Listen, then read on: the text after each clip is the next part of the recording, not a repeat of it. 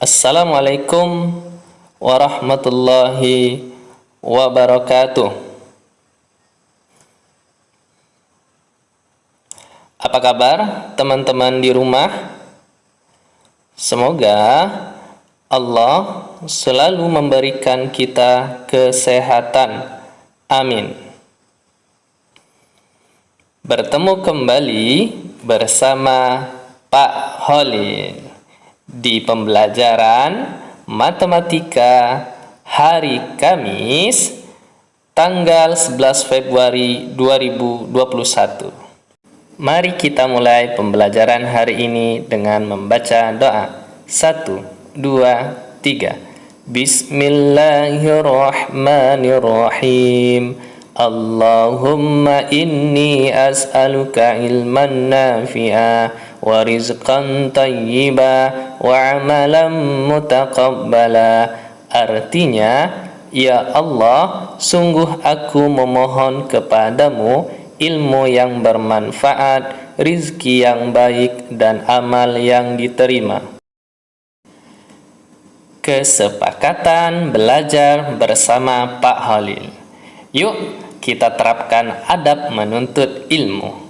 1. Niatkan belajar karena Allah agar kita memperoleh pahala. Yang kedua, nonton video pembelajaran ini hingga selesai. Kemudian yang terakhir, video di pause jika ingin meninggalkan tempat agar informasi dari Pak Holil dapat diterima dengan seutuhnya.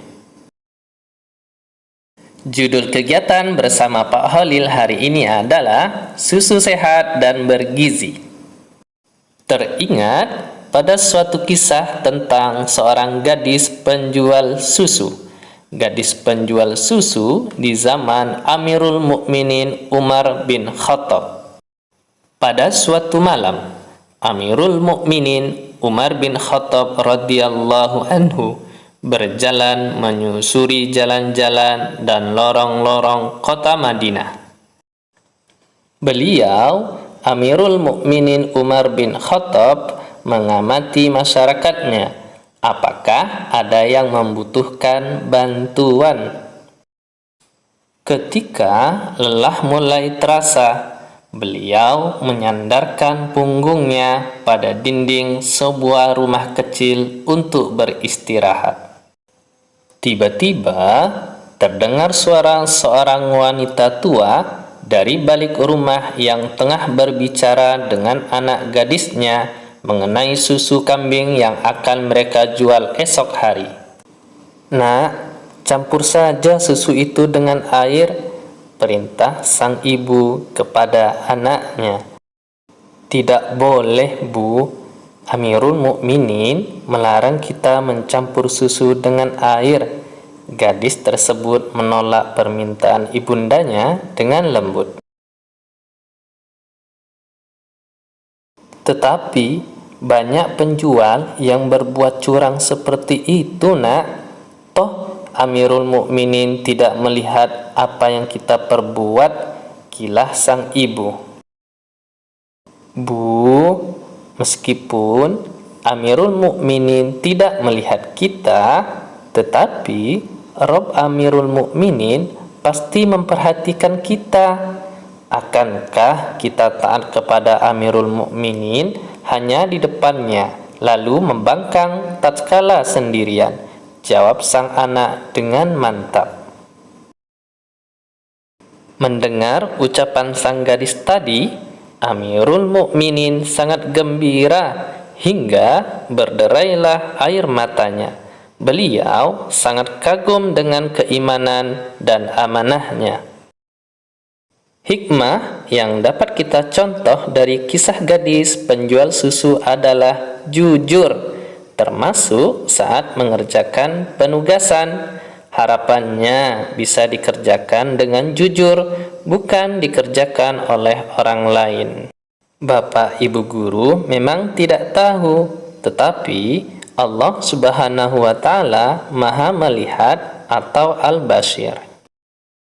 Susu sehat dan bergizi. Apakah teman-teman suka minum susu?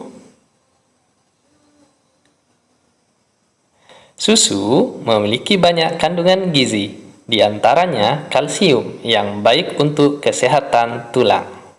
Maka dari itu, kita mengenal konsep 4 sehat 5 sempurna. Perlu disempurnakan dengan minum susu. Apakah teman-teman tahu bagaimana produksi susu? Perhatikan gambar berikut ini. Produksi susu sapi. Awal mula, susu sapi diperah. Agar aman dikonsumsi, susu minimal harus melewati proses sterilisasi dalam suhu kurang dari 100 derajat Celcius untuk menonaktifkan bakteri-bakteri berbahaya. Produk susu yang sudah disteril dimasukkan ke dalam kemasan khusus dari pabrik. Susu yang sudah dikemas harus melalui proses quality control. Susu disimpan dan diinkubasi selama beberapa hari untuk memastikan keamanan kandungannya. Setelah lolos quality control, siap didistribusikan ke retailer seperti toko-toko, sehingga konsumen seperti kita bisa menikmati susu. Di peternakan sapi, biasanya juga dijual susu sapi segar, di mana satu wadah susu bisa menghasilkan 9 botol. Artinya, satu wadah setara dengan 9 botol. Begitu juga sebaliknya, 9 botol setara dengan satu wadah. Hasilnya tentu akan berbeda ketika kita menggunakan botol dengan ukuran yang berbeda, karena kita menggunakan satuan volume tidak baku. Untuk membuktikannya, kita coba kegiatan berikut ini. Baik teman-teman, di atas meja ini Pak Holil telah menyediakan 3 wadah. Yang pertama, baskom. Yang kedua, gelas kopi. Dan yang ketiga adalah gelas pop es. Kita mulai dari gelas kopi untuk menentukan volume air di dalam baskom ini. Kita hitung sama-sama ya. 1,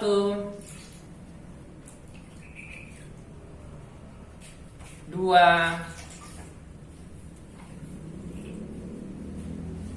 3, 4,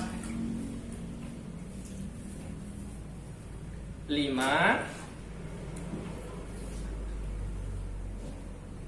6, 7, 8, 9, 10, 11, 12, 13, 14, 15, 16, 17, 18, 19, 20,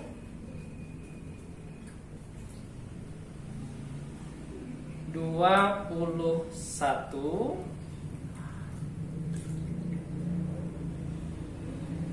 22. Ternyata teman-teman, volume baskom ini ketika kita menghitung menggunakan gelas kopi adalah 22 satuan gelas.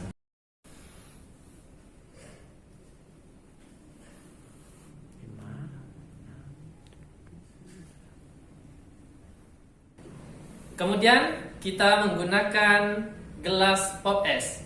Kira-kira berapa kali pengisian ya untuk menentukan volume baskom ini? Kita hitung sama-sama ya teman-teman.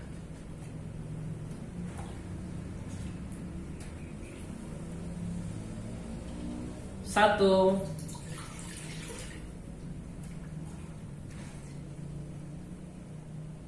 dua,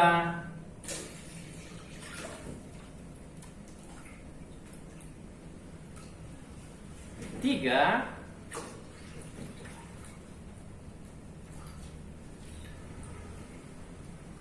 empat,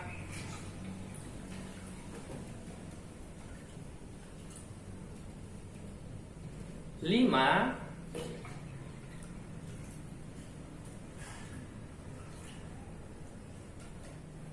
enam,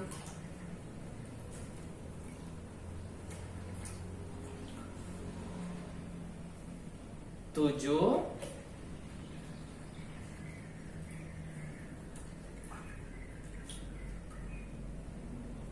delapan. Ternyata teman-teman, volume baskom ini adalah 8 gelas satuan yang menggunakan gelas pop es.